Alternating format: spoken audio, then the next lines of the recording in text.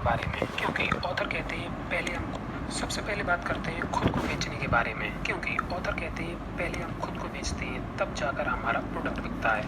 Number 1, बेचना सीखें। यदि आप सेल्स के क्षेत्र में सफलता चाहते हैं तो सबसे पहले अपने आप से ये 6 वादे करने होंगे। 1, बुनियादी चीज़ों पर लगातार काम करेंगे। किसी काम को सीखने की शुरुआत उसकी बुनियादी चीज़ों को सीखने से होती है। फॉर एग्जाम्पल, स्पोर्ट्स के क्षेत्र में प्लेयर्स डेली प्रैक्टिस करते हैं, बार बार करते हैं और लगातार करते हैं। नई चीज़ों से ज़्यादा उनका ध्यान बुनियादी चीज़ों की प्रैक्टिस पर होता है। एक फुटबॉल प्लेयर घंटों तक ब्लॉकिंग की प्रैक्टिस करता है। फुटबॉल की ये बुनियादी चीज़ है। इन पर महारत हासिल करके ही कोई प्लेयर अपने आप को श्रेष्ठ साबित कर सकता है। 2, जीतने की प्रतिबद्धता। सामान्य लोगों में और विजेताओं में फर्क सिर्फ इतना होता है कि एक विजेता जीत के लिए प्रतिबद्ध रहता है। आप खुद से यह वादा ना करें कि आप पूरी कोशिश करेंगे या जी जान लगा देंगे। आप सिर्फ और सिर्फ यह वादा करें कि किसी भी हाल में आप जीत कर रहेंगे। 3, दिमाग खुला रखें। आपको खुद से यह वादा करना है कि आप किसी भी स्थिति में दिमाग खुला रखेंगे और नई चीज़ों को सीखने और स्वीकारने के लिए रेडी रहेंगे। जिनके पास यह क्वालिटी होती है वह हमेशा एक अच्छे श्रोता होते हैं, जिसके चलते लोगों से बेहतर रिलेशन बना पाते हैं। 4, एक संपूर्ण प्रोफेशनल बने। आपके कामकाज, आपकी वेशभूषा और आपके व्यक्तित्व से एक संपूर्ण प्रोफेशनल की झलक मिलनी चाहिए। एक कच्चे प्रोफेशनल और एक पक्के प्रोफेशनल में बहुत फर्क होता है। एक पक्का प्रोफेशनल आत्मविश्वास से लबालब रहता है और वह बहुत गुणी होता है। 5, व्यवस्थित रहें। सक्सेसफुल और अनसक्सेसफुल लोगों में एक बड़ा फर्क यह होता है कि जहां एक सक्सेसफुल व्यक्ति हर काम को व्यवस्थित ढंग से करता है, वहीं एक अनसक्सेसफुल व्यक्ति का जीवन अस्त व्यस्त रहता है। हमारे पास असीमित समय नहीं होता। हर प्रोफेशनल को समय सीमा के भीतर ही कोई काम खत्म करना होता है। इसीलिए जिन्हें सफलता की आदत डालनी है वह सबसे पहले व्यवस्थित होने की आदत डालते हैं। 6, पैनी नजर रखें। हम जो देखते हैं उसी पर विचार करते हैं और उसी विचार के आधार पर अपने कदम बढ़ाते हैं। सफलता उन्हीं को मिलती है जो पैनी नजर रखते हैं, अवसर को पहचान लेते हैं और उसे बेकार नहीं जाने देते, उसका पूरा फायदा उठाने से नहीं चूकते। नंबर 2, खुद को बेचना सीखें। एक सेल्समैन को हमेशा एक बात ध्यान में रखनी चाहिए, लोगों की रुचि खुद में है, ना कि आप में। दुनिया का हर इंसान खुद को सबसे ज्यादा महत्वपूर्ण समझता है और उन लोगों के साथ ज्यादा घुल मिल जाता है जो उसे महत्वपूर्ण महसूस करवाते हैं। यह बात हर सेल्समैन को ध्यान में रखनी चाहिए। इसी बात में सफलता का राज छिपा है। इन बातों पर ध्यान दें, लोगों को समझने की कोशिश करें।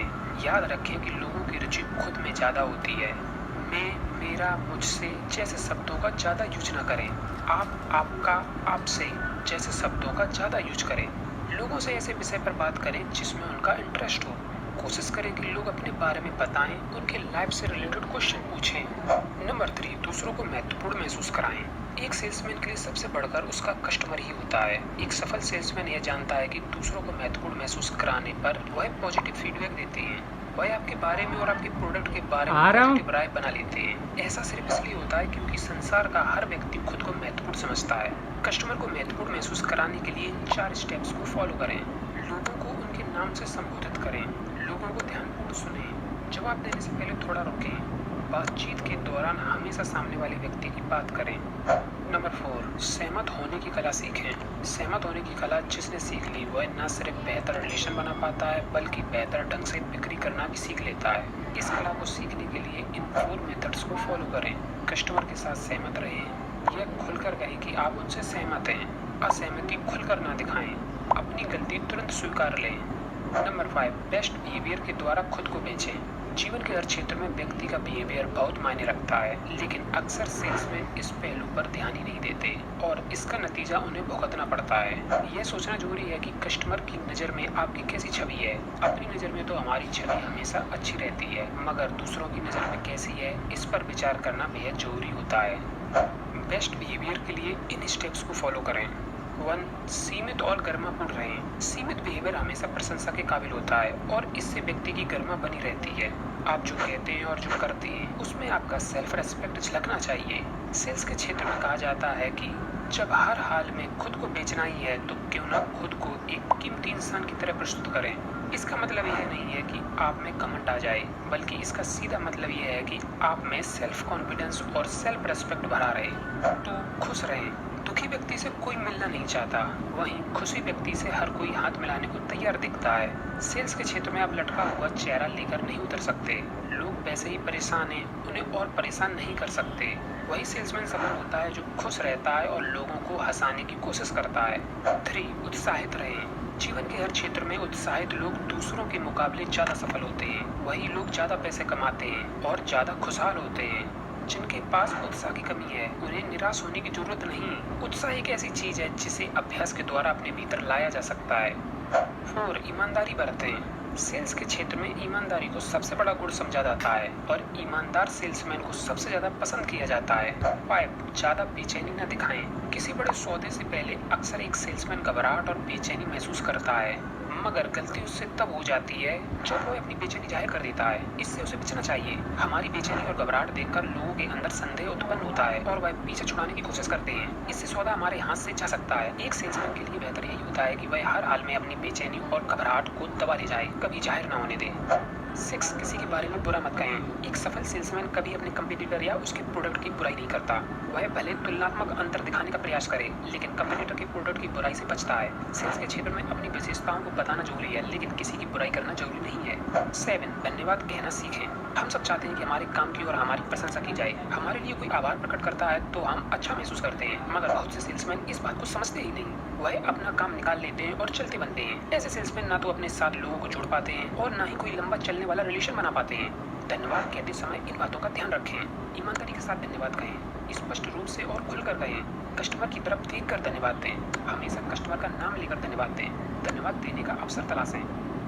अब बात करते हैं सुनना सीखे के बारे में, क्योंकि यदि किसी को सुनना नहीं आता तो उसके लिए कुछ बेचना बहुत ही मुश्किल हो जाता है। जब आप किसी कस्टमर को ध्यान से और ईमानदारी के साथ सुनते हैं तो वह खुद को महत्वपूर्ण महसूस करता है और उसकी प्रतिक्रिया बेहद पॉजिटिव हो जाती है। सुनने की आदत डालने से एक और फायदा होता है। जितना ज्यादा आप सुनते हैं उतना ज्यादा आप सीखते हैं और उतने ही समझदार होते जाते हैं। हम सब में बेहतर श्रोता बनने की योग्यता होती है। इस कला को सीखने के लिए इन 5 स्टेप्स को फॉलो करें।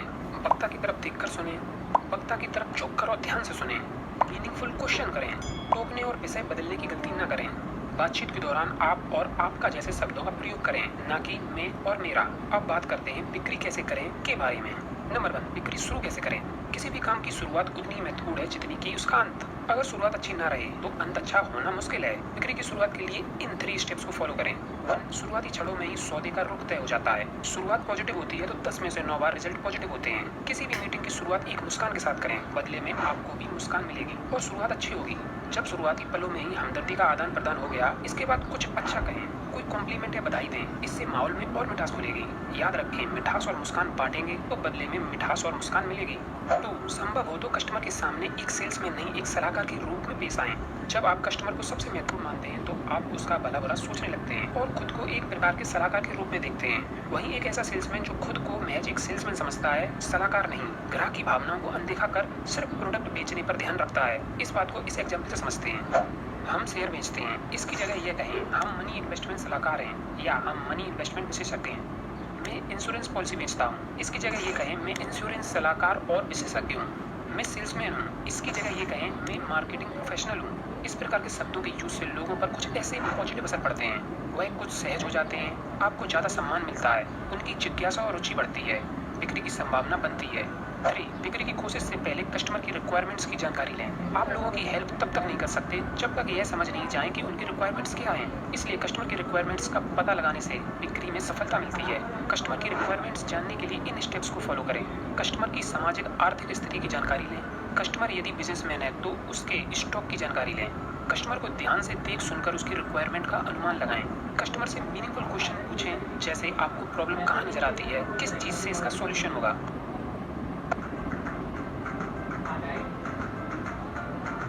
अस्सलाम वालेकुम, मैं हूं शेफ सादा सिद्दीकी। वेलकम टू ज़ूम करीब करीब तरकीब सीजन 3, जहां बनाते हैं पाकिस्तान के मशहूर खाने, वो भी बहुत ही ऑथेंटिक स्टाइल के अंदर। लेकिन हम इनको बनाते हैं हाइजीनिक और हेल्दी तरीके से। आज हम बना रहे हैं रावलपिंडी की मशहूर गराटो जलेबी। ये आम जलेबी जो हम रोज़मर्रा खाते हैं इससे काफ़ी डिफरेंट होती है, बहुत मोटी होती है और उसमें शीरा भरा हुआ होता है। I mean people just love that. इसकी खास बात ये है कि इसका एक अरोमा है जो कि खमीर की वजह से डेवलप होता है और इसको आज हम बड़े हेल्दी स्टाइल में बना रहे हैं। ये आपने देखना है। आज चलिए स्टार्ट करते हैं अपनी रेसिपी को। लेकिन काम करें, पहले जाएं और सब्सक्राइब करें रोज़ पेडल के यूट्यूब चैनल को, ताकि आप एंजॉय कर सकें। नंबर 2, सेल्स प्रेजेंटेशन कैसे दें। हर एक सेल्समैन की यह कोशिश होनी चाहिए कि वह बेहतर से बेहतर सेल्स प्रेजेंटेशन देना सीखे। यह भी अपने आप में एक कला है जिसे सीखे बिना सेल्समैन सफल नहीं हो सकता। इस कला को सीखने के लिए इन 7 स्टेप्स को फॉलो करें। 1, कस्टमर की नज़रों के सामने प्रस्तुत करो। मान लें कि आपकी पॉकेट में एक पेंसिल है जिसे आप बेचना चाहते हैं। आप कस्टमर से कहते हैं, मेरे पास एक पेंसिल है, मैं उसे आपको बेचना चाहता हूँ। लेकिन अच्छा सेल्समैन इस सिचुएशन में कस्टमर की तरफ देखते हुए जेब में से पेंसिल निकालकर कस्टमर की नज़रों के सामने रखेगा और कहेगा, यह पेंसिल मैं आपको बेचना चाहता हूँ, जिसे सीखे बिना सेल्समैन